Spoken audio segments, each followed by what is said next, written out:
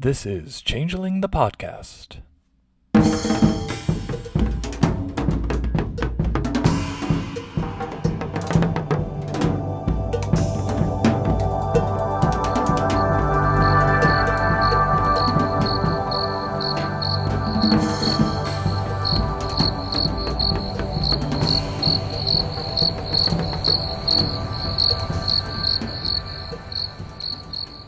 Welcome to Changeling the Podcast, where the takes are hot and the tea is freshly spilled. I am your host, Puka, and I am joined by Fetch. Hello, Fetch. Hello, Puka. I hope that you are having a great time on this beautiful morning, evening. Let's just call it twilight, shall we? Cut it in the middle. It is still quite dawnish here.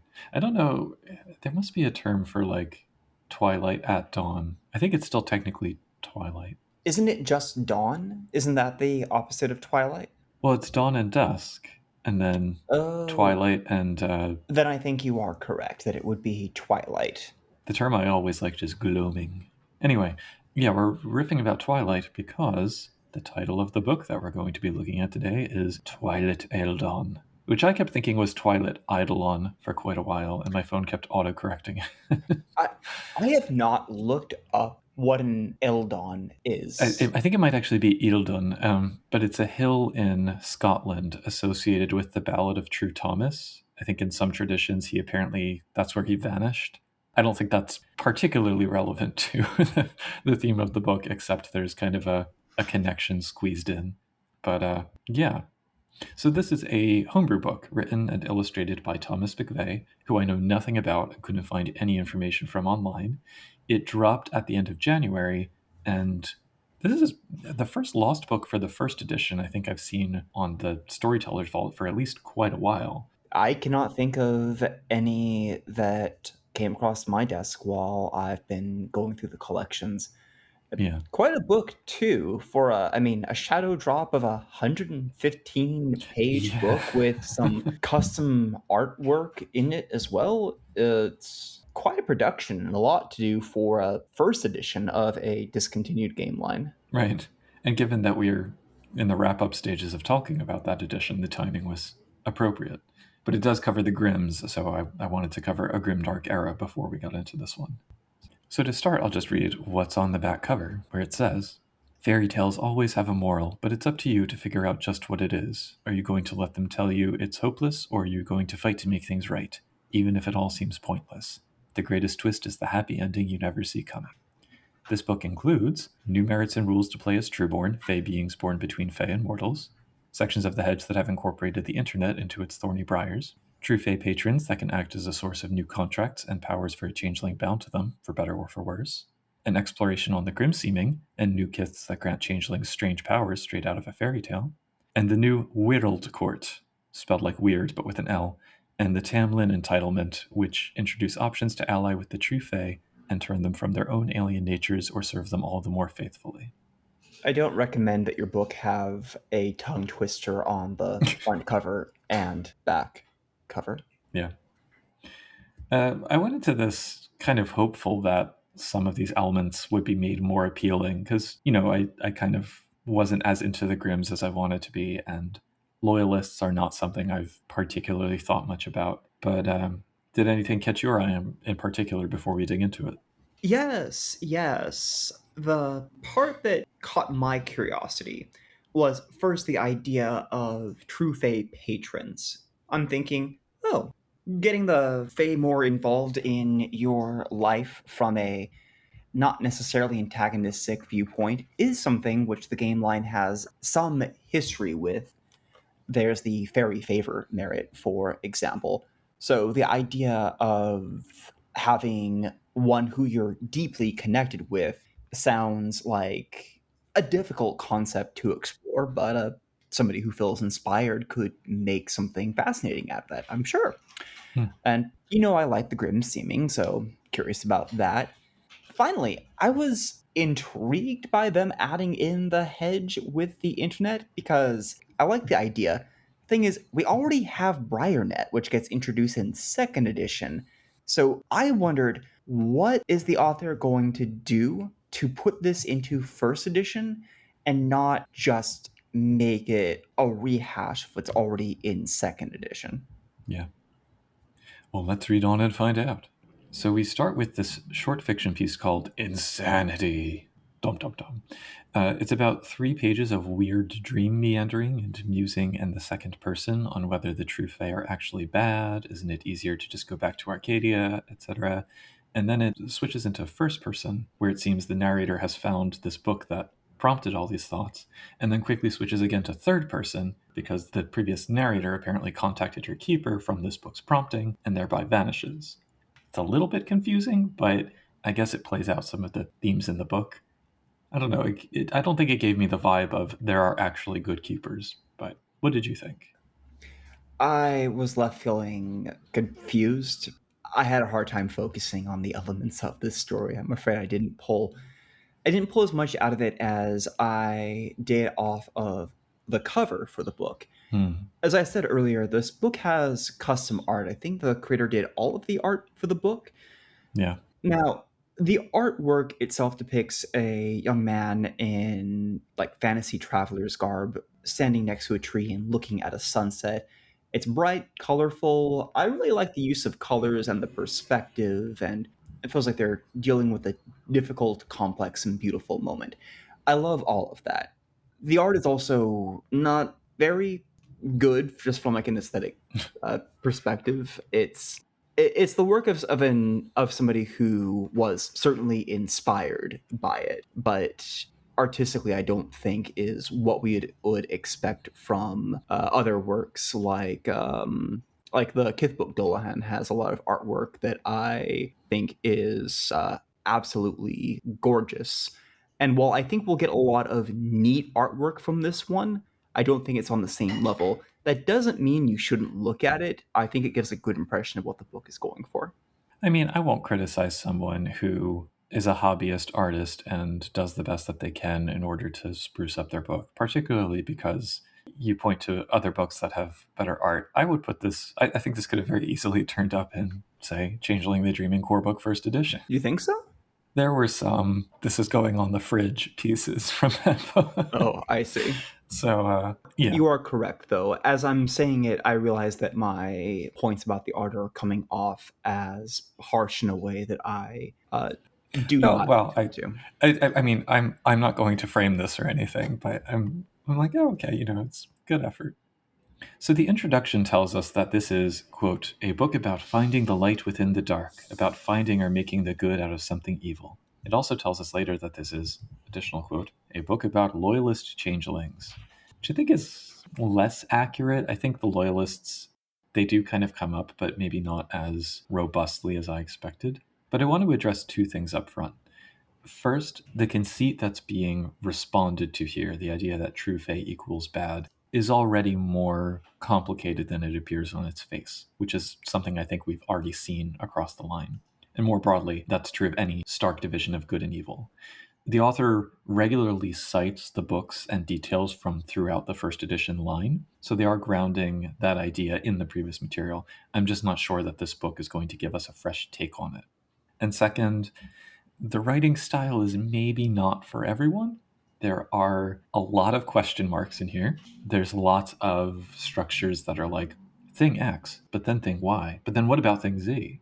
There's some fanciful language and occasional diversions into moralistic off-ramps, I would say. Like the introduction has this line where it says, now dealers meet their stooges in alleys to sell smack and crack to children too young and too stupid to know the difference between a sugar rush and a cocaine-fueled high. Where did that come from? Yeah. Like, I rolled with it, but the occasional baffling turn of phrase might be rewarded by a scrumptious bit of crunch. Might. Earlier I said I like the idea of getting more into stuff with the True Fae. And in fact, a book which wants to get into that territory of how do we make the True Fae more morally complex is something I find personally fascinating.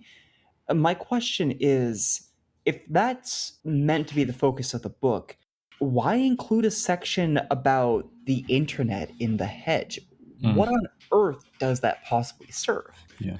The second, I agree with the point about the loyalists. The thing is that the author is taking the term loyalist, which is charged with a very specific meaning. Not just somebody who serves the True Fae, but is inimical to the existences of changelings. They're working against the interests of freeholds. Now, you could separate out the two concepts, but they don't ever directly do that here, which makes the term sound discordant every time it comes up. A problem I'm going to have with the book in general is that it seems. Okay, I know the author is aware that the True Fae are more complex than they are presented in the core book. I know this because the author talks about their presentation in later books and is very well versed on the ideas of charlatans, for example. The problem with the writing style is that it becomes difficult to tell whether the author is keeping that in mind while making the separate point of the True Fae are not universally evil.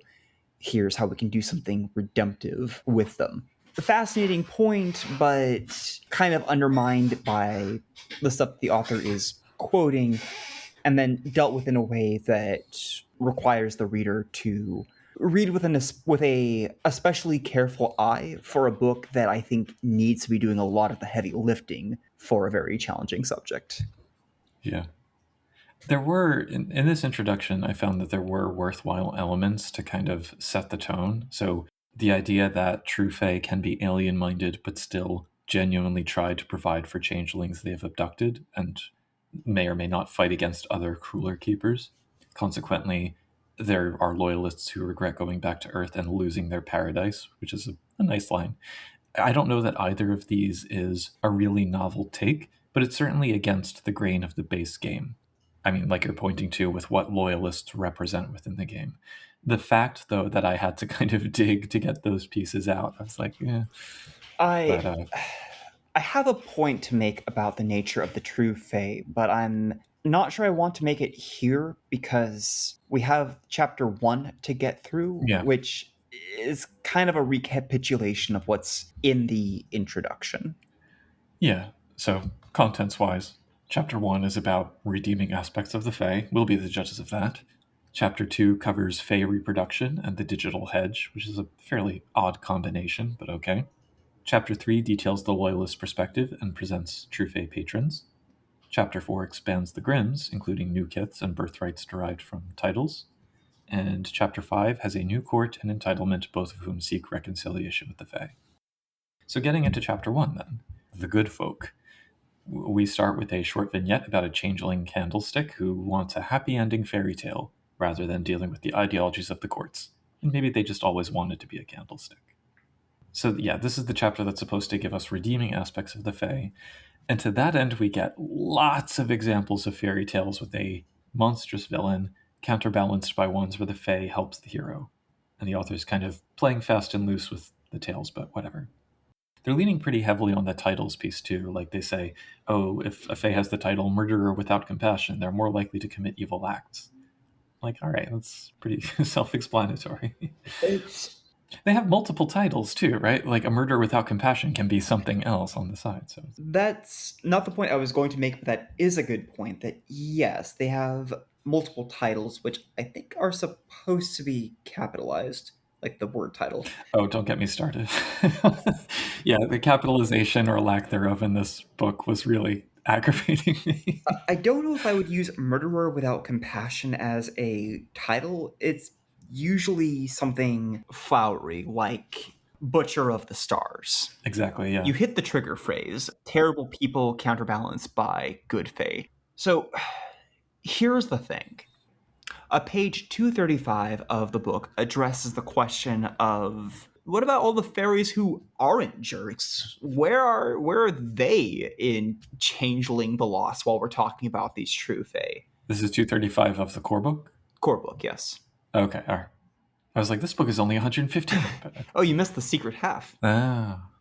Anyway, page 235 has a sidebar about this, and it says, our book does actually include those more caring and concerned fae. They're called changelings. You're player characters represent the ones that have a more humanistic touch to them, whereas the True Fae represent the more alien monstrosities from legend. I bring this up because it undermines the point the author is trying to make here about helpful fae. You already have those in the game. And I think that's a very easy thing to forget. It's very easy to say changelings in Lost are not really fae, they're just people who have a few fairy traits. But they are meant to be more than that.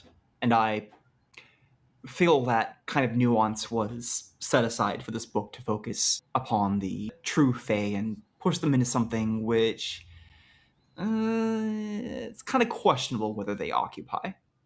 Something about this too is, I mean, this introduction has this debate around or chapter, I should say. This chapter has this debate around the nature of evil, like whether it's created by acts or by intention, to the extent the True Fae even have that, because the book also presents them as these unchangeable creatures who manifest their story. So the balance of that in Arcadia, where reality is mutable, but not the stories that define its realms. The inroad I find into that is this is something I could see loyalists debating in character, but there's just a lot of words to get through for that idea. Like, I could see this as being almost loyalist propaganda, because we do have some of that, especially later on. The idea that changelings who encountered some kind of goodness from their keepers believe, probably foolishly, in their capacity to change for the better. So keepers can certainly pretend to care or love, but it may not be genuine. There is a bit on page 22 that I just wanted to read briefly, because I think this chapter could have been the introduction piece with just these 2 paragraphs, where it says, "They are gods with unlimited power and little to nothing to stop them but themselves. They are angels that refuse the side of good. They are demons that refuse the side of evil. They are nightmares struggling to dream. They are stories told with unhappy endings. They are keepers whose wards can only die or escape their own incompetence. That is the tragedy of the True Fae. They walk the middle road and are spit out by everything and everyone. The only thing they can call a home is their own weird wonderland. Their only true connection is with their contracts to the world and reality. Redemption for them is hardly won, kindness eludes for they need none, and grace is lost for those that can't comprehend it." So it is trying to make them sympathetic. I mean, I do still think this is what a loyalist would tell themselves to justify what they do. But yeah, beyond that, it's like I don't really know where to build from there. I have a point to make and then a question for you. Mm-hmm. This entire chapter of debate, while fascinating, raises a question, and that is, how do the changelings learn about these concepts? The idea of the True Fae being beings made out of titles and stories by necessity is something that you and I can read in the supplements of the book, Yeah. but which is highly obfuscated and even questionable knowledge within the context of the game. The core book emphasizes that changelings know very little about the actual nature of the Fae, and that what they present in the book is guesswork that might be incorrect. So I leaned into the idea that loyalists might tell themselves these things, and maybe they are true, but I cannot help but feel like the book is saying, come on, everybody knows that the True Fae are these stories, and most changelings just don't give them the fair shake that they deserve. Yeah, well, I think that's part of the issue with the writing is that I think there are multiple voices kind of colliding here, and they're not clearly delineated. And maybe they weren't intended to be so, but they should have been. But I agree, this is not, that chunk I just read is vague enough that I think changelings could tell that to each other. But the idea of, oh, titles, blah, blah, blah, it's like, there's another piece on that page where it says, one changeling witnessed their keeper go mad after devouring the title of their evil rival. I don't think a changeling would be able to, comprehend what they were encountering if that happened, unless it was, a very literalized moment. I agree. It would be, okay, it would be rare for a changeling to be able to process what they were seeing in its metaphysical capacity in general, and more specifically, because when that is happening, it's going to be happening during their durance. They're not going to have much of a frame of reference. The book seems to place a lot of faith in changelings to remember what life in Arcadia was like, and the official material makes it very clear that they don't.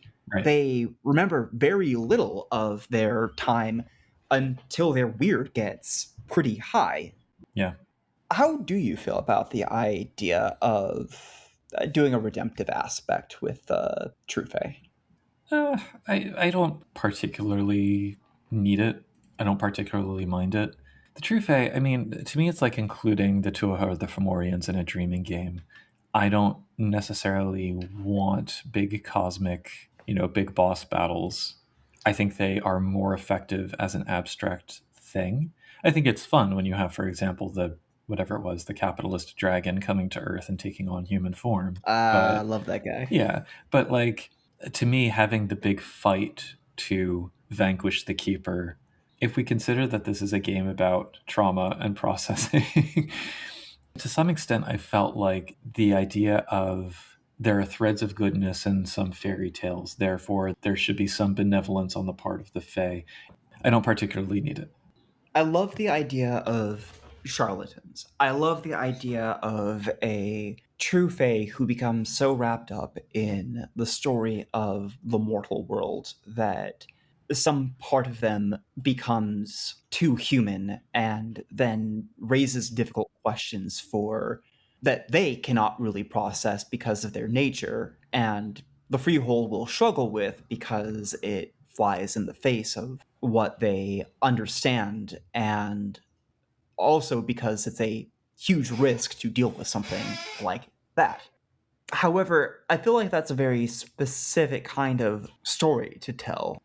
I think it's more, to me, it's more interesting to tell a story about an individual true fae who, despite themselves, is becoming something other than what they are, instead of the changeling freehold collectively gets together and decides that they're going to go to Arcadia and help out the True Fae as a collective whole.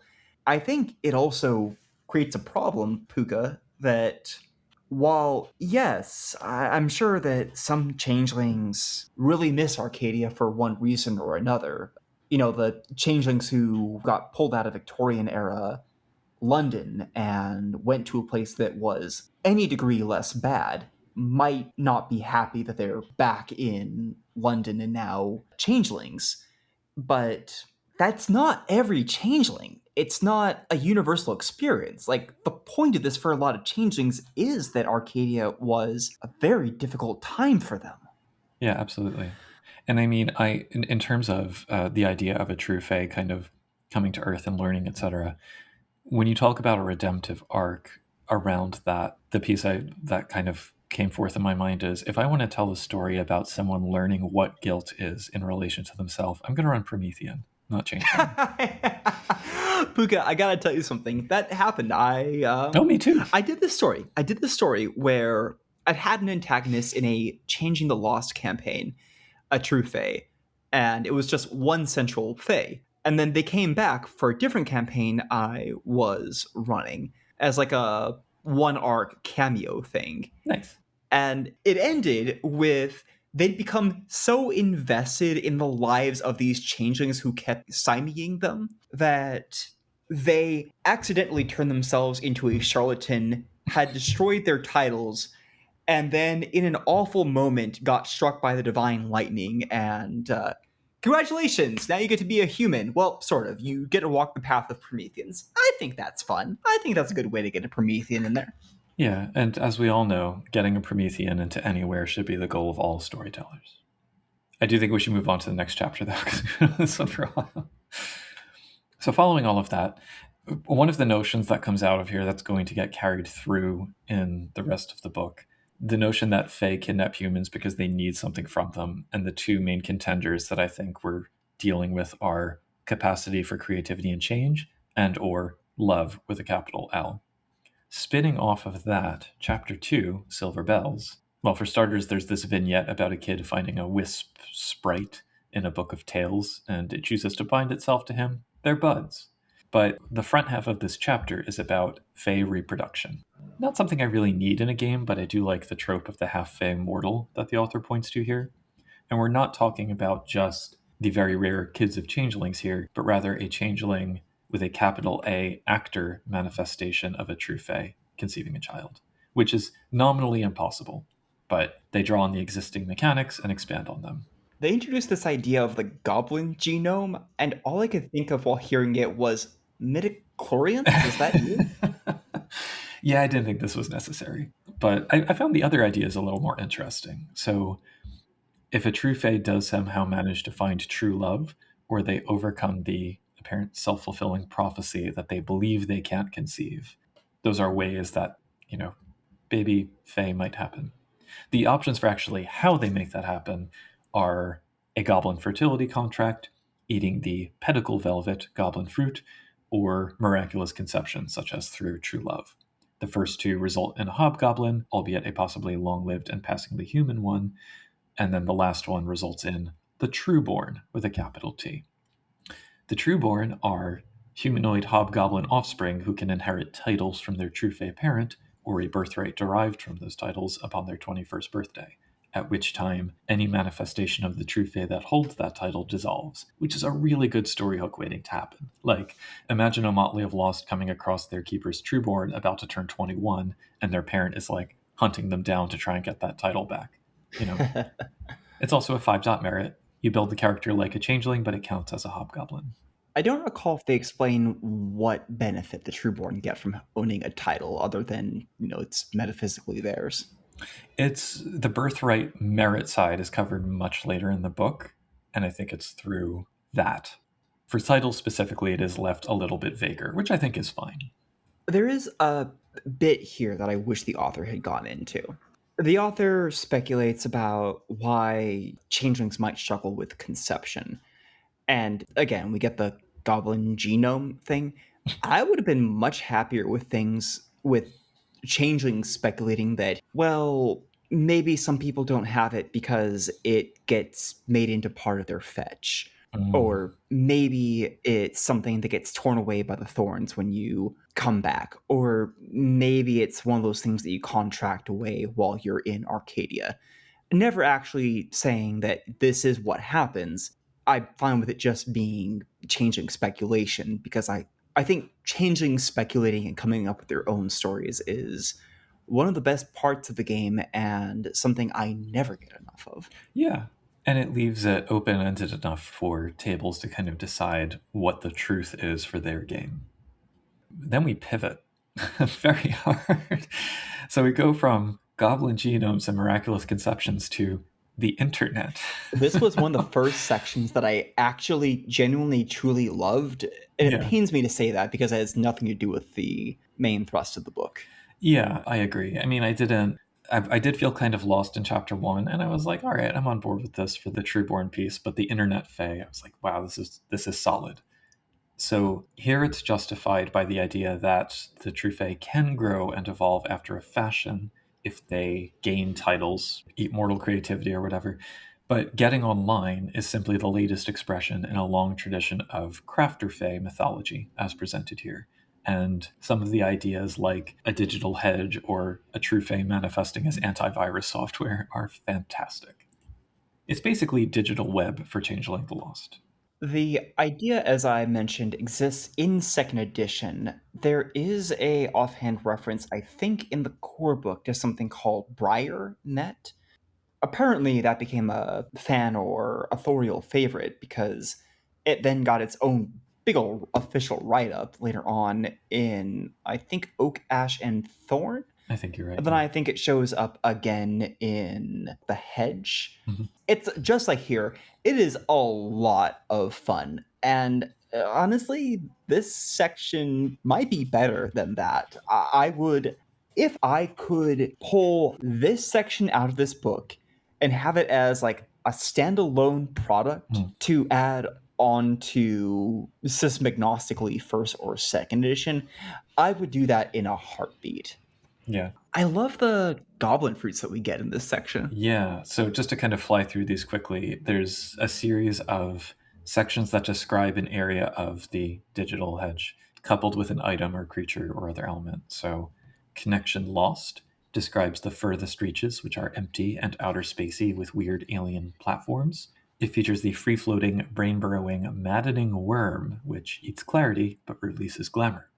Then cyberspace is a chaotic landscape of things like sentient videos, random service towers, messages whizzing by. You can find an RGB tart, which is a frosted shortbread, and when you eat it, you gain a rainbow aura that pushes away the thorns. The digital sea is underwater, but breathable water. You can only drown in the data. It's kind of a dead pool or repository of the web. You can make disk sushi from these information fish swimming around that grants you temporary eidetic memory. Hedge games. These are pocket realms resembling video games embedded in the hedge itself. Chewing cartridge chalk allows you to pull a video game character or item out of the game as a hobgoblin. That's adorable. Social media jungles grow within black obelisks. They are filled with trolls, birds squawking comments, and arsonist goblins starting flame wars. There is a fruit called the comment clover, from which you can brew a tea, which allows you to post telepathically on social media. So good. The Thorn archives are reference libraries for all media forms existing in these cyberspace citadels with hobgoblin librarians and servitors. If you chew the wire licorice found there, it turns you into sentient traveling electricity. And lastly, Zero Escape. This is a cubic prison with infinite space inside, featuring creepypasta creatures that must be contained, and the Autumn Court gets involved in holding them there. Is that an SCP thing? I could not figure out what Zero Escape was a reference to. No idea. But in there you can find the forbidden artifact trifles, which activate random goblin contracts, which I think was my favorite trifle. I liked that and the disc sushi. It's very inventive. I thought the digital sea was like, yeah, I could run a session there or a story arc. My one complaint is that it gets so deep into the symbology with things like literal trolls that Yeah. it stops feeling like the hedge, which is just kind of a weird fairy tale place, and begins to feel more like the shadow from Werewolf or the actual realms. But there are actual realms in the greater Chronicles of Darkness cosmology that deal more directly with symbology than Changeling the Lost typically does. Well, It's not bad. It's very good writing. I love it. It seemed a bit on the nose for right. what Lost usually does. Well, and that's kind of an issue that the digital web runs into as well in the old world of darkness, where it's not really the Umbra, it's not the Dreaming, but you can justify interfaces with all of those other cosmological spaces. It's this zone, to use the mage term, that doesn't neatly fit in. So I think there is an element of that there. The beef that I had was the wrap-up of this chapter. There are two sections that respectively explore the way digital life has changed modern culture and what everyday life in the digital hedge would be like. And the latter, I thought, had useful and vivid detail, but they both have this slightly fraught tone that was a little bit of a turnoff. And I was like, I feel like the author maybe has an axe to grind about people, spending a lot of time online. I'm not sure. Yeah, it was just a little bit, after all of that inventive creativity, to be like, it felt almost like finger wagging. And I was like, yeah, I'm just going to move on. I don't know that we needed the section about living life in the digital hedge. That's not typically what you get out of Changeling player characters. They might have a hollow somewhere, but they'll typically spend their time on Earth. No, see, I think it was intended for you, the reader, who spends all your time online. And that's what I mean. It wasn't about the game. It was about the player base. And I'm like, I'm just going to see. And maybe that wasn't intended, but that was my takeaway. So overall, in this chapter, I dug the specific digital realms. I can live with the Trueborn stuff. The packaging around those things were a little bit off-putting. Chapter 3? Chapter 3. Friends in Weird Places. The vignette at the opening is a changeling who's a living curse. Didn't really care for it, but the ending was pretty good. So the opening sections are a little bit of a mishmash, but the key pieces, I think, to pull out here, again, the idea that Fae need mortals, whether for creativity or possibly consuming their souls to get full immortality, or both. They can go back and forth between roles that might be good or might be evil. True love, capital T, capital L, can grant creativity and allow procreation, as we saw in the last chapter. And there are various reasons for why tales of good fae might be few. They get disbelieved as loyalist propaganda, or maybe the good fae just evolve and or disappear. And I guess I dig the notion that only the fae who fail to evolve are the ones who linger and kind of get entrenched in their alien cruelty. Again, it seems like this is something loyalists might tell themselves and each other, but A fun fact, that is a thing that comes up in official first edition material. The idea in the game of Immortals, where the true Fae play against each other, is that a true Fae who wins the game achieves what's called weird transcendence and moves on to some state of existence beyond this. yeah. But that comes out of playing their games, not out of finding true love. Also, this really feels like it should have been combined with chapter 1, because we're, again, getting back into, what do you do about the true Fae? Well, and the next bit I thought should have gone in chapter 2, or there should have been a separate love chapter or something, because it digs into that further. So here we see an examination of what the experience is for the, I guess, loved one through the Fae manifestations of prop, realm, and wisp, where you have like a prized item, a prized place, or a prized pet. And the book also seems to imply that if multiple manifestations find true love, only one can take priority unless that manifestation gets severed from the Fae's true self. It's an interesting exploration. I just wasn't really following all of the logic. I, by and large, just didn't much care for it. It felt atomistic about the Fae. It's taking concepts that were written in the first edition book, and then I think treating them more as hard-coded rules of the universe that need to be interpreted than I think the authors would have done with later official material. And in fact, I think that is the case, right? Because we know how fast and loose the first edition core book played with things, and then we see them relitigate concepts again and again and contradict each other in later books. Yeah. I'm sure sometimes because they just forget and these are big books and, it happens. But other times because they just think of a cool story later on. So this kind of breakdown, I think, doesn't serve it as well as the author might have if they put their focus more upon putting their own spin on it. That's something the author talks about at the beginning of the book, that they said this book is for people who want the true Fae to not just be antagonists. It's meant to be its own take, and you don't have to use the stuff in here if you don't want to. I'm like, that's cool. And if you're going to do that, that's an opportunity to present your own spin on the game. Right. Rather than trying to pull that out of the existing material. I don't need that. I want your goblin internet hedge stuff. I want that writing for your true Fae stuff, because that's beautiful. Yeah. I mean, yeah, I'm in agreement with all that. By the way, you also used the phrase cool story, and just into my head, I was like, I wonder if there's a loyalist entitlement called the Cool Story Bros. But I digress.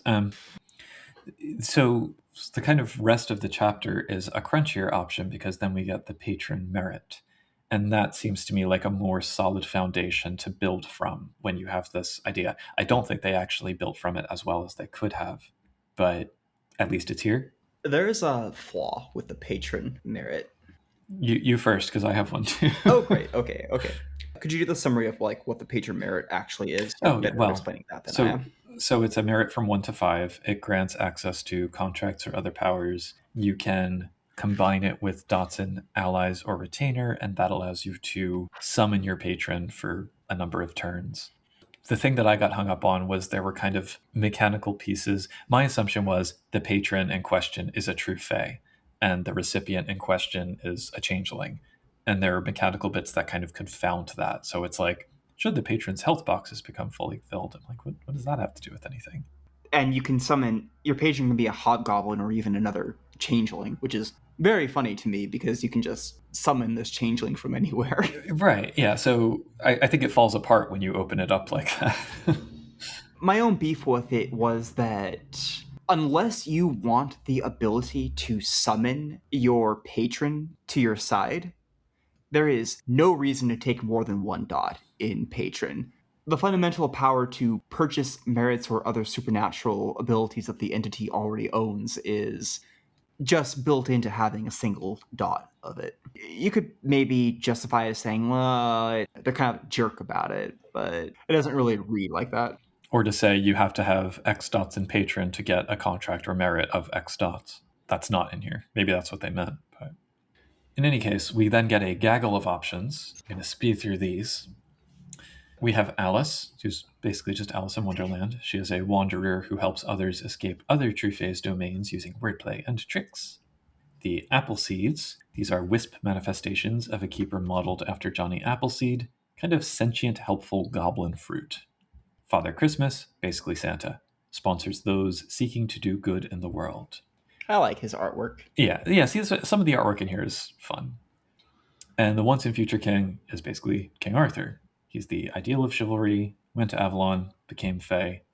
Something with this section is it really shows the evidence of knowing all the books really thoroughly, because like every contract that has ever appeared in first edition is represented somewhere in here with some chunky dots. King Arthur here has weird 10. Yeah. And like Eternal Summer 5, Fleeting Summer 5, Hearth 5, Oath and Punishment 5, Punishing Summer 5. Not gonna lie, I love it when people put in these high weird stat blocks. Mm-hmm. That is some stuff I love to see. Yeah. So those were the, quote, good ones. Then the, quote, bad ones are Blackbeard, the quintessential pirate. There's notes about the hedge in the ocean, which I wanted to pull out of here. I'm like, use that. That's really cool. A living ocean that tosses boats and feeds ships to krakens. An endless abyss of kelp. Like, so cool. Then there's Death. It's Death, full stop. But not actually Death, just a fae with the title who plays the iconic role of Death. All of these have full stat blocks, including frailties. And I think these frailties are often really good examples of what you could give characters as their weird goes up. Doesn't Santa have like must consume milk and cookies? Something. Yes, must consume milk and cookies when given as an offering. There you go. That's his minor taboo. His major taboo is cannot harm nice children. Aww. Nice. We also get the Great Old One, who is a Lovecraftian sea dragon harder speaking a dead language that spawns cults, so basically Cthulhu. And the Pits of Hell, which is interesting for being a realm manifestation, basically Dante's Inferno, filled with manifestations who, they believe, can bring their keeper back at last by collecting enough souls. I will say, just kind of recasting classic bits of literature and culture isn't that interesting to me as a principle, but ones like Blackbeard getting into the Oceanic Hedge or the Pits of Hell having that narrative, that I liked. Lastly, the so-called ugly ones. I wasn't really sure what the divisions were doing here, but Fairy Stories is a prop manifestation containing every myth, legend, etc. that traps people in its pages. We have Morgan Le Fay from Arthurian legend, the mercurial and power-hungry shapeshifter queen, the nine-tailed fox, who is even more shapeshifty and mercurial, the classic trickster kitsune type, and the self-insert, a fae who possesses rather than abducts and then lives the lives of those it possesses. That last one was probably the most interesting mechanically, like it possesses a human and then leaves a changeling in its wake. So that kind of inversion of abduction. Any favorites? I already said how much I liked the King Arthur thing, but I actually really liked reading about Alice. I had a character like that in my own game, and I thought she was wonderfully represented here. She's got such a cool piece of art. Yeah, she was another one of my favorites. I love this section as a bestiary. This would be... It's not all the same information that we would get out of the Grim Fears book. The thing is, I love these descriptions. I think you could take any of these out of this book and pop them into your own game and have a wonderful set of antagonists or allies of all stripes, some great inspiration for what characters might look like in the game, ideas for what realm, for what the manifestations of the True Fae should be like. It's great for all of these things, and you should really read it.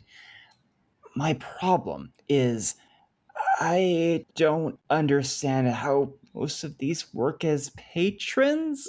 It's not what I expected out of patrons. I thought a patron would be like I thought there would be a section for each one of them saying Alice oftentimes serves as the patron of changelings who often feel lost in the world and they need some additional guidance, and she'll show up and try to help them and teach them magic to do such and such. But we don't get that for most of them. They just kind of are what they are. I think it was a very basic kind of motivation, which is just that, and that's why we got the full stat blocks, given that the merit leans into being paired with whatever it was, allies or contacts, so that you could summon them. Allies or retainers. Retainers is a weird one to give because they're...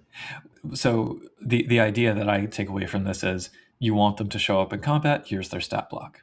And that's the end of it. There are a couple moments, like Father Christmas, it says that he sponsors those seeking to do good in the world. But I agree, like that was not a regular feature of the descriptions. It was much more focused on the mechanics. The self-insert has a frailty against criticism. Yeah. Perfect. That being said, the chapter wraps up with 2 sections. First, some advice on playing with patrons. Probably more words than needed. But I like the idea of a true-born character with their parent as a patron, but not as much as the idea of their parent having it out for them. And then there's this meditation on the idea of changing the fae, the, quote, definitive villains of the line, into allies, whether benevolent ones or otherwise. So if you pair these stat blocks with that, it's kind of general advice rather than patron-by-patron advice. But there is some useful guidance in here. There's a bit that talks about the disconnect between surface appearances and true nature. It also makes me think about plotting that evolution of a patron or like their story in relation to the arc of the character who associates with them. So I agree with you that it could have been maybe distributed more precisely through this chapter, but I think the end of the chapter makes an effort in that direction. You could also just use these as foes. I mean, they make perfectly reasonable antagonists. Sure. Like I said, I think foes, allies, or even incidental characters, most of them work for one or more of those roles. Mm-hmm. So have at it. Another good section that I wish I could just pull out and hand to people for a few bucks. Yeah. The first part of the chapter was a weird off-ramp, but otherwise. There's a bit where the author says they want the Fae to be seen as more than alien psychos. I'm like, all right, that's a reasonable thing to want. I think we've already kind of covered that, but sure, give me more examples. Okay, I'm thinking back to Autumn Nightmares, where they introduced the wonderful idea of the charlatans and these true fae who are changed by what they see in mortality. And then one of their major examples is they saw a serial killer and they decided that was the life for them. Right. There's interesting takeaway. Right. There's not a lot of complex and sure, somebody becomes human in a monstrous way, but there's not a lot of complicated and nuanced takes on the true fae that we get in there. So I appreciate the effort of doing that here. Yeah. So that leads us into chapter 4, Fairy Tales. A vignette talks about a fae playing the role of a hero is still playing a role, but they can vanquish other true fae. He can rescue lesser beings from their captors, but he need not do anything more. He cannot heal anything other than himself. He cannot cure or restore or bless or remove curses bound to something. He is an invincible hero who destroys with his sword of light. So it's like, yeah, they're trapped in this very specific heroic role. A true hero finds multiple ways to be heroic. Anyway, the chapter opens with this extended musing around the nature of stories and characters and protagonists, some chicken and egg stuff around the true fae and the legends they resemble. Again, there was big dreaming energy here to me. I felt like the difference between this and Changeling the Dreaming is that these chimera can kidnap you. It's like, that was it. But this does provide an opening to talk about that most meta of seemings, the Grimms. So this was a pretty solid expansion of their core idea, letting changelings adapt and expand the story of the role they take on, albeit buried in a weird tangent about a water bottle that I wasn't quite sure what was going on there. And again, the rationale here is that because Lost can be creative where True Fae can't, and again, like the sort of modernist/postmodernist take here, even though I don't know that I really want that to be the focus of my game or like the fundamental concept of Changeling the Lost that I'm dealing with, I can live with it. The seeming description itself, I'm not sure what the author meant about the hedge calls the Grims, like that's what gets them out of their durance, but that's in here. And we might have said this last time, but the coupling of the Grims being uninteresting people on Earth and clever enough to figure out that they're playing out a story, that didn't really jive for me. But I dig the revised blessing. It's very skill-based, powerful but balanced by a pretty harsh curse. I think it may also be that the one from the Grim Dark era was written for that in between 1.5-ish True. edition. So Yeah. this was them going, just make a proper first edition one. Yeah. And there are a lot of words here to say, again, that they played and continue to play a specific role from a specific tale, but there's more solid guidance on character creation overall. I still find them a bit redundant, but given how thin it was in Grimdark era, there's a lot more here. And it keeps going. It does keep going. So we get kiths, because we didn't have any in the last one. The kiths, I mean, they're very self-explanatory. They are all just the names of roles from tales that one might play, which, is this really necessary? I like it, and I like that we get two varieties, because we will get Knight, but we also get Lancelot. Yeah. We can play as Little Red Riding Hood. Monster Lord is one of the ones that's written up. I think it's really cool.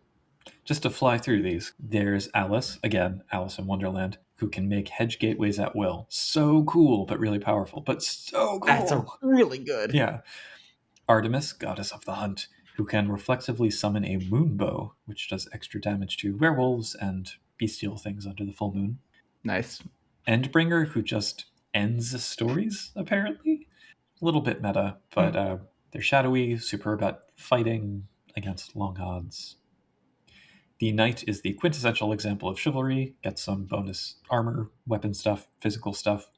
Lancelot, even more so, with sort of extra mytheme aspects. Specialty when using any weapon. The Monster Lord is like the boss in a video game who gets 3 dots of hobgoblin monster retainers. I love that. Little Red Riding Hood, a little bit obvious. Blessing penalizes those who get in the way of their goal. Paul Bunyan, strong and strapping, with a very specific blessing about leveling small forests. I don't know if that's useful in most games. Rose Lion, which I don't know where this is coming from. It's like a mashup of Aslan from Narnia and Titanic, I guess. Anyway, they get an affinity for elemental contracts of light and roses. The Valiant Tailor, who is a plucky and tricksy commoner type with a bizarre blessing themed around the number 7. Yeah, good luck on this one. Yeah. The Trickster, just a generic trickster, who gets +1 bonus and 8 again on wits rolls that have a specialty. That felt like a blessing that I would have seen in the core book. Maybe it is a blessing from the core book, I don't know. And then a wizard. And wizards were apprenticed to sorceress keepers, so now they get to learn mage spells. I actually don't like this. Yeah, it's like, keep the games where they are. Don't start bringing in mage spells. So, I mean, it's a weird mix of sort of specific and general and invented kiths with inconsistent blessings, but I guess if you're going to have kiths for the Grims, this is what makes sense. Again, if I had known about the Grims when I was running my game about Isekai, I would have put all these kiths on the table, and it would have been so much easier for my players to design their characters. But this is the thing, too. Like, when I play Lost, I'm not looking to do this. Like, Dreaming has the living legend merit and everything. And you're like, okay, I'm going to take on the dream of insert tale character here. Lost, to me, isn't about that. And if people want that, okay, this accommodates that idea. I don't know that I want that. Also, these stereotypes, they are just assholes to everybody. Except ogres. They seem okay about ogres. Pitying, but what else? So they can access the contracts of story, struck with the concept of story itself. So meta. I thought they were functionally useful, but that I would have liked contracts that dealt with more narrative instead of just giving you bonuses. Yeah. So in order, these let you gain a specialty based on the role you're taking on, create trifles based on that role, bump attributes to fit that role, manifest role-appropriate tokens, or briefly min-max your character. So these seem to apply, you can change roles as suggested in Dark Eras. You remember I was saying Grimdark Era, like there's that reference to when they change roles, but there was no structure for it. Oh, And yeah, here I it remember. seems like it's contract based, but at the same time, it's like your kith is your role. So I'm not sure exactly what the connection is there. But I agree, it seems too functional to me, these contracts. There are some notes on what the evolution of the Grims looks like at Higher Weird, mostly skill-based stuff, and that their mask blends into the mean as they become a living, breathing story. And then some advice on playing them with, there's a line that says, the point is to capture the idea of playing a specific roles. I don't know, I think it's only appealing if you get to deviate from the story itself. Did this improve your opinion of Grims at all, or change it? I already liked Grims, so all of this just felt like gravy to me. Oh, one more thing. There's an option where it says like, oh, and if this doesn't work for you, just pick a blessing, pick a curse, and make a grim character, which in a 1E context in particular feels overpowered. Oh, I didn't like that one at all. That's just... Yeah. And aside from issues of game balance, the issue I have with making character building totally freeform like that is it undercuts the idea of seeming and kith and the continuity of lore that they're trying to play into. It didn't help with my impression of the Grims being too meta, so I wouldn't use this. Anyway, then we get another abrupt topic shift. This is where we get info on birthrights, the powers inherited by the rare children of the Fae. This is another 1 to 5 merit, whereby a trueborn can take on a title, entitlement, or kith, which includes the blessing and contract affinity, from their True Fae or Changeling parent. So here you were talking before about what does the title birthright look like. So one example is if the title that they inherit is manifested as a prop, it can become like a lucky keepsake that they have. Kith, though, would be more interesting to me because it sounds like they don't warp bodily in ways that the changelings do. It's a more nebulous kind of quality that they get. I'm unclear on how they would get a kith not from inheritance, which seems to be implied here, like the child of, I don't know, a mirror skin and a brewer can end up being a flowering, and it's like, how does that happen? I'm also unclear why they're considered paragons of their kith or entitlement, and they get bonus powers beyond what their parent has. Or at least that's how I read it. Smacks a bit of C20's overcorrection around kinane. I thought the merit itself was kind of bland. It's another thing which amounts to getting dice bonuses or things that we already have in the game, and I wanted something that felt uniquely theirs. To that point, the storytelling guidance I found more useful. Like, what are the stories that these birthrights create for the one who bears them? The idea of having a target on their back for having their True Fae parents' title, like that's a great hook. But yeah, it's not particularly elaborate in that regard. Oh gosh, imagine if they had the unique birthrights that you would get in C20 for playing Kinane. Well, I'm speculating now, but yeah, we have what we have. Lastly, there's some random closing words on kiths from random stories. I'm not sure exactly. Like, I'm not keen on kithifying everything, but it feels less justified in Changeling the Lost than Dreaming to say kiths need to have a kind of cultural inertia. Because you can say, oh, a keeper found out about this story and was tickled by it and abducted someone and applied that story to this person. You don't need to have the heritage that kiths are implied to have in Dreaming. I still don't want that, though. Like, it feels too open-ended and therefore too, I don't know. This is a broader conversation about kind of the experience of playing one game versus the other, but that can either go in a direction of here's what makes me unique as a person, and it can also go in the direction of let me game this system to like be the superpowered whatever. And I don't know that this book lands in a place that I'm comfortable with for navigating that process. I feel like I'm kind of getting away from myself when I talk about this, but It didn't really click with me, this final section. I am, however, curious to know your thoughts on Chapter 5. Yes. Chapter 5, Between Heaven and Hell. There's a vignette here about two lost brothers who have a difference of opinion about the True Fae, which kind of sums up the whole book. That is followed by a meandering opening about the True Fae walking a road between good and evil, and on each of those roads from time to time, with some changelings believing they are capable of being redeemed, changed, or improved. I'll allow that love can be a motivation for a lost's loyalty, but shouldn't be the only one. And the author really needed to distinguish better here between True Fae and hobgoblins. But that leads into the World Court. It's world, but with a Y instead of an O. I like the little custom icon that they made for this. Yes! All the little animals and stuff. So this is the court that believes there are good fae and that even evil fae can be redeemed. Supposedly founded by Thomas the Rhymer, out of love, some say, because that's what the court is fueled by, generally considered dangerous fools and are avoided and loathed by other lost. I immediately didn't like the idea of they made a pact with the world itself. It's a very literal interpretation of love makes the world go round that's at play, but it ends up... God. But yeah, you end up with like weird physics stuff and then ideas that are like so general that you could have these be Mary Sue's for anything. So yeah, I wasn't so into that. This goes back to my point about how these changelings are really hard on the other changelings for not giving the True Fae a fair shake. Again, the stereotypes, they're assholes. It's also ostensibly about redemption, but the section spends a lot more time talking about hanging out with your Fae buddy than it does on getting them to like not be jerks.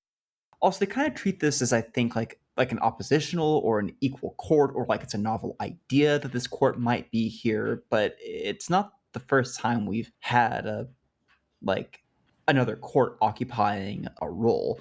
Like, I don't think you need to pose them as opposition. I think you could just drop in this little court and say, hey, in some freeholds where the changelings don't necessarily have universally hostile relationships with the True Fae, or they're, in desperate need for some alternative, sometimes this court shows up and offers a nuance for those changelings, but they don't really treat it that way.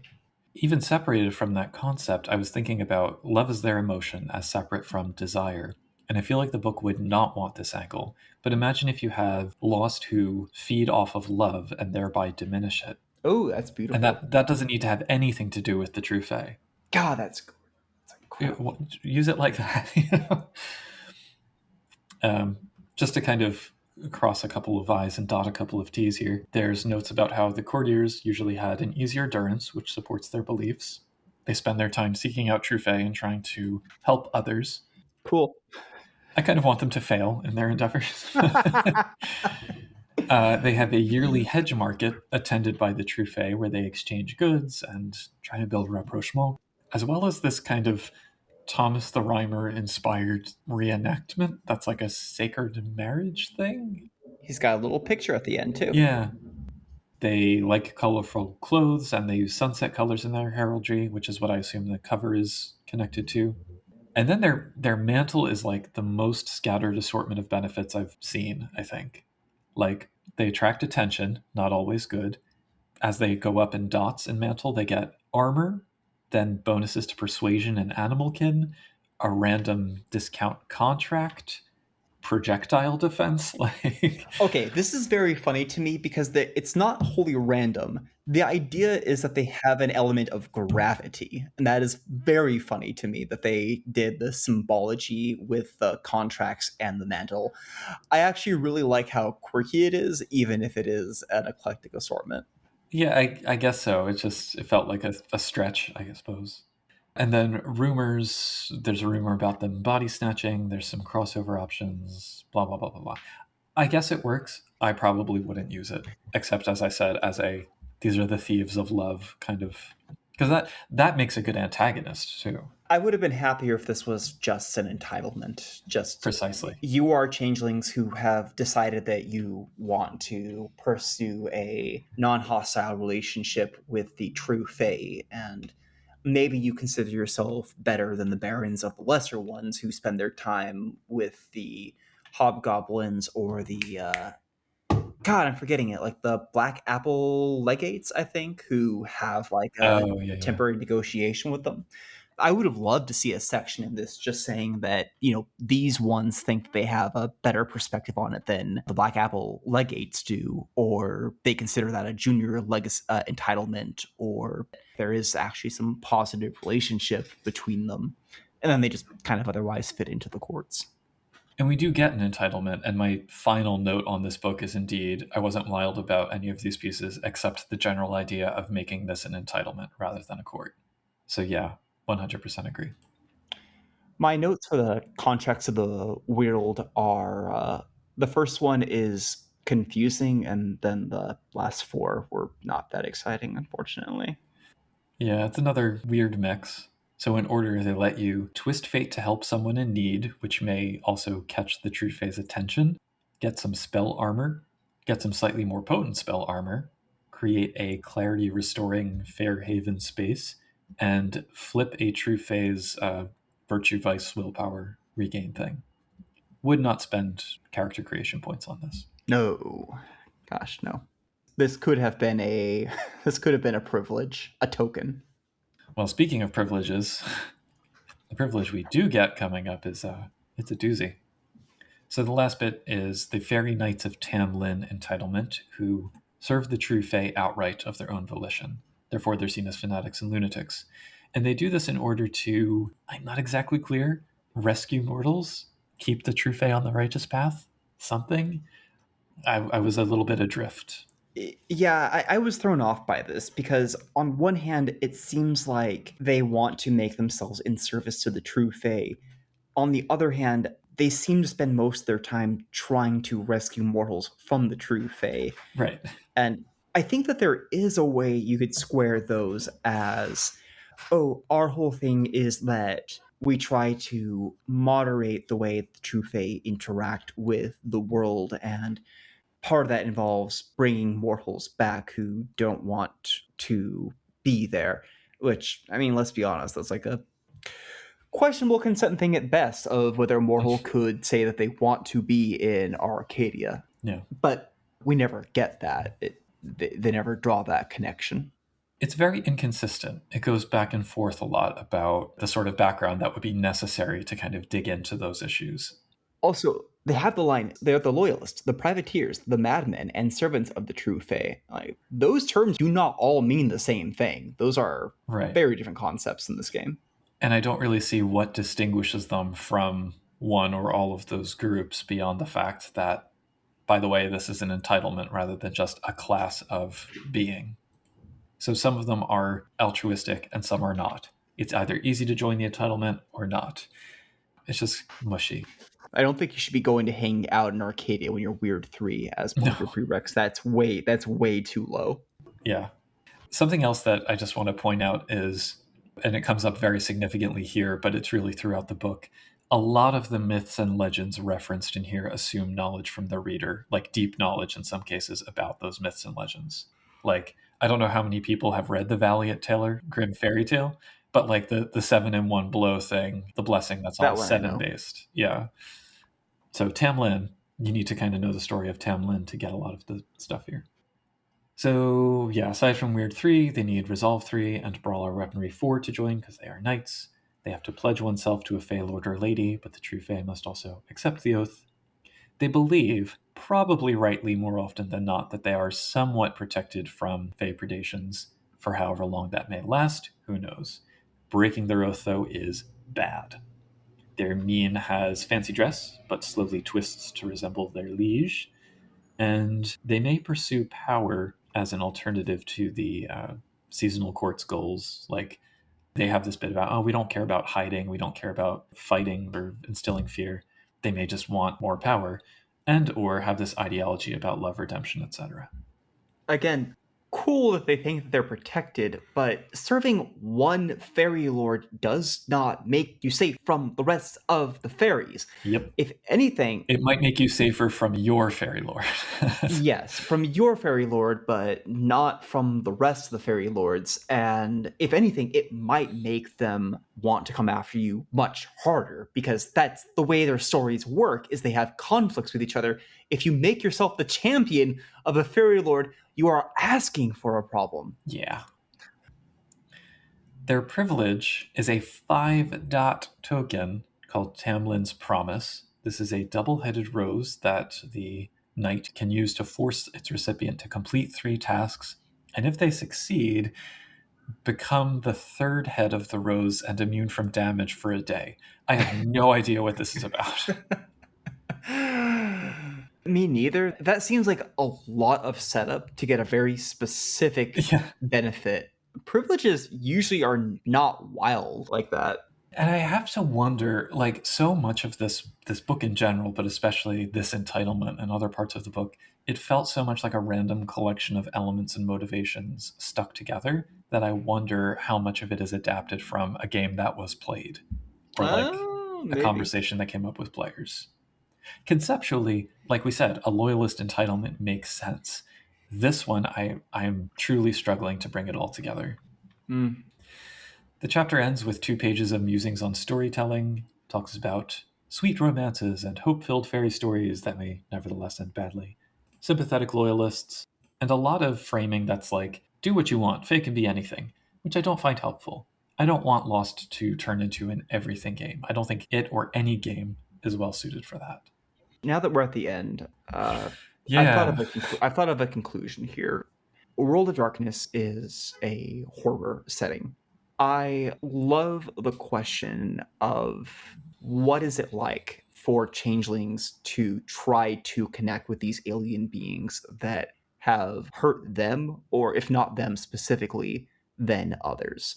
What are the risks? What are the challenges? Is this ever actually a good idea?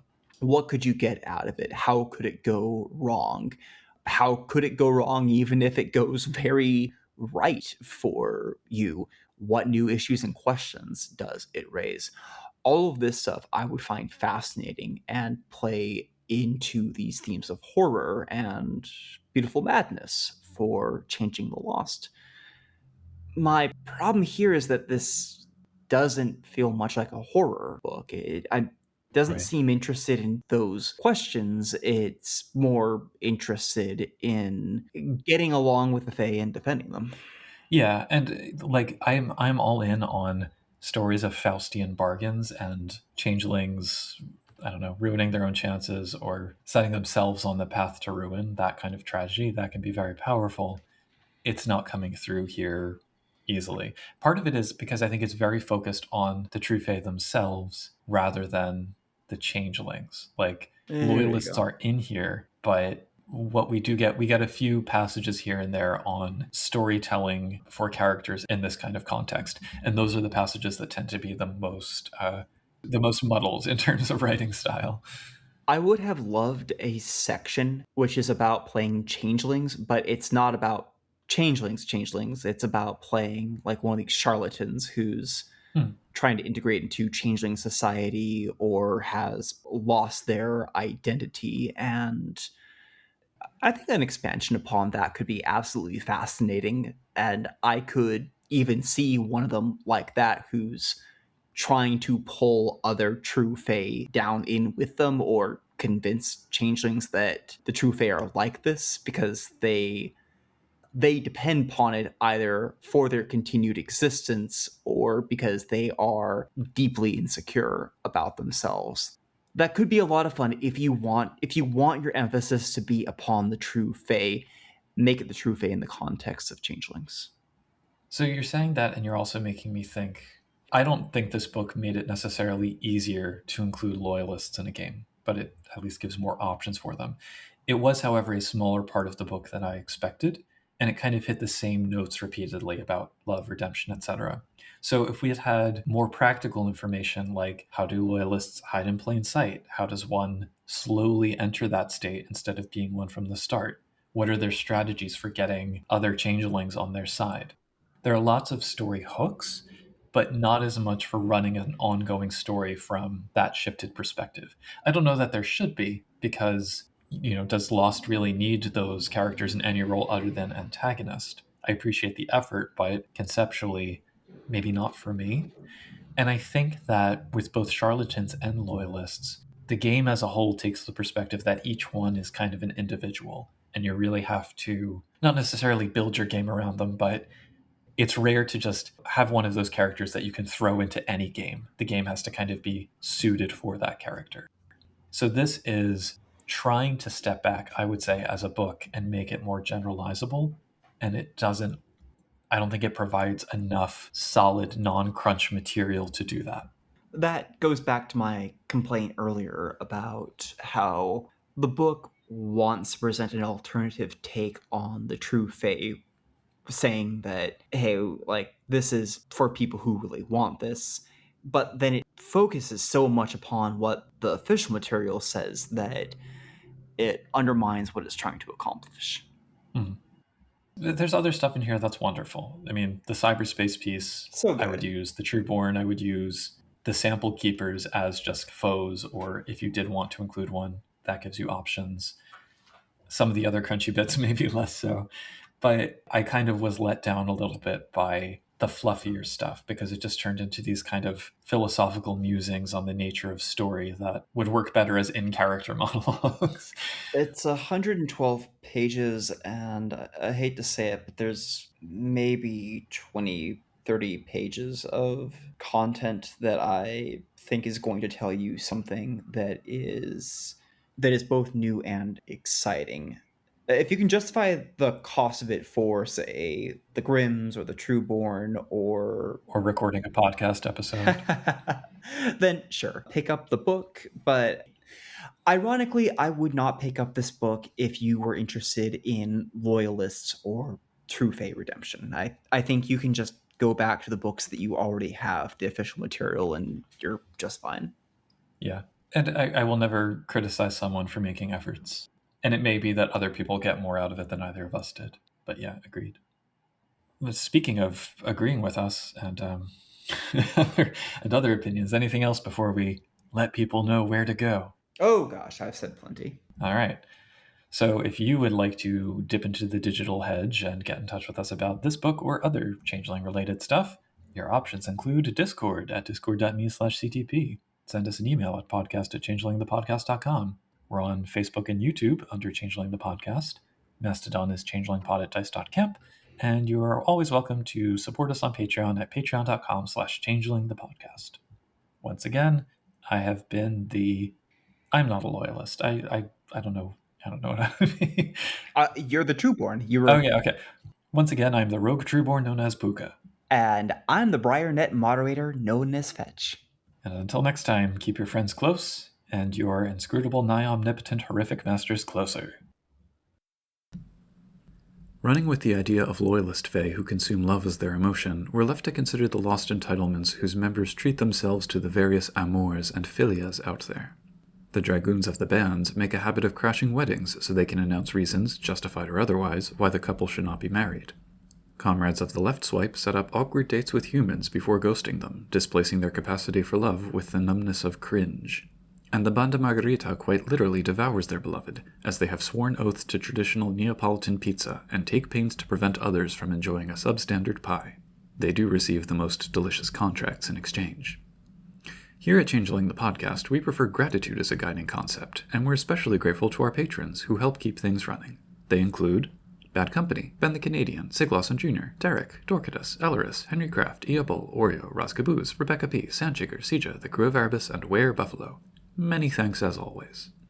If you too would like a shout out at the end of each episode, consider signing up at www.patreon.com/changelingthepodcast. But also we appreciate reviews on the podcast listening platform of your greatest convenience.